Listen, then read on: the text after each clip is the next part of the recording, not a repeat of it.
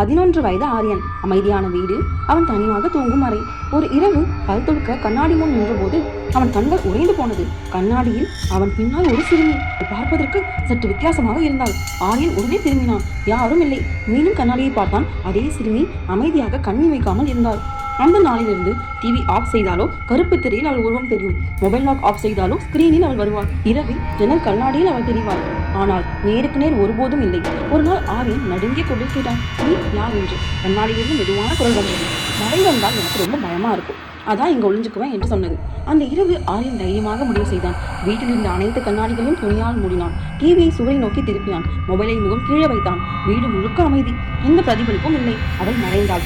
ஆனால் ஆரியனின் மனசு இன்னும் வாய்ந்தது. அவன் ஓடி அம்மா அப்பா இருக்கும் அறைக்கு சென்றான். எல்லாவற்றையும் சொன்னான். அவர்கள் ஒருவரை ஒருவர் பார்த்து கொண்டார்கள். அம்மா மெதுவாக சொன்னார், இந்த வீட்டுக்கு முன் ஒரு குடும்பம் இருந்தது. அவர்களுடைய சிறுமிக்கு மழை சத்தம் பிடிக்காது. அவள் அடிக்கடி கண்ணாடி முன் அமர்ந்து அவளை ரசிப்பது வழக்கம். அப்பா சொன்னார், அவர்கள் வீடு மாற்றினாங்க, ஆனால் கண்ணாடி மட்டும் இங்கேயே இருந்தது. அந்த இரவு ஆரியன் தனியாக தூங்கவில்லை. அம்மா நடுவில் பாதுகாப்பாக தூங்கினான். அதுக்கு பிறகு கண்ணாடிகளில் யாரும் தெரியவில்லை. ஏனென்றால் சில பேய்கள் பயமுறுத்த வரல, பாதுகாப்பு தேடிதான் வருது. இதுவே ஆரியனின் ஸ்டோரி. இந்த வீடியோ பிடிச்சிருந்தா மறக்காம லைக் பண்ணுங்க, கமெண்ட் பண்ணுங்க, ஷேர் பண்ணுங்க. இது போன்ற மேலும் வீடியோக்கள் பார்க்கணும்னா இந்த சப்ஸ்கிரைப் பண்ணுங்க. இந்த வீடியோ பார்க்கறதுக்கு நன்றி.